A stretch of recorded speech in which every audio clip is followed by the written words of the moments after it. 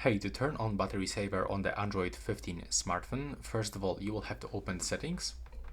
Next, you will have to move for the battery, so it's visible here. And now click on the battery saver. Then you can use the standard battery saver or extreme battery saver. Right here you can also find some description of every mode. So to turn it on, just click on the switcher, and as you can see, it's done. To turn it off, you can do this like this. And you can also find some schedule and reminders, so you can actually turn on the battery saver based on the battery level.